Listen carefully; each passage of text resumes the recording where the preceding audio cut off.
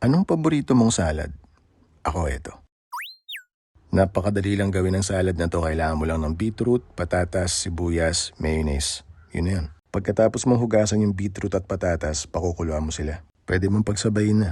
Pag malambot na yung patatas at beetroot, pag nalaga na, ihahango mo na sila. Kapag lumamig na, kaya mo nang hawakan, kailangan ng balatan. Itong beetroot, earthy ang flavor. May konting hawig sa texture pero mas makatas kumpara sa patatas. Gagayatin tapos pagsasamahin sa isang lalagyan. Lalagyan mo ng sibuyas para mas sumarap at magkaroon ng konting crunch. Yan yung natira naming mayo. Pwede kang gumamit ng kahit na ano. Pero mas masarap pag QP ang ginamit mo. Mas malinamnam kasi. Yung nanay ko gusto niya pa sanang tubigan yung lalagyan para daw masaid yung laman. Ma, awat na. Maawa ka naman. Pag magkakasama na ingredients, halu-haluin mo lang. Voila! May salad ka na. Pwede mo lagyan ng asin, paminta, depende sa panlasa. Para mas fancy, pwede ka maglaga ng manok, tapos himay-himayin mo, sama mo rito. Nung bata ako, tuwing birthday ng nanay ko lang ako nakakatikim nito. Mula nung mga panahon na yon hanggang ngayon, marami nang nagbago. Kung dati, once a year lang kami nagkikita nito, ngayon, kung kailan ko na gusto. Totoo, hindi ito ang pinakamasarap na salad na natikman ko. Pero kaya ko to paborito, kasi bawat subo,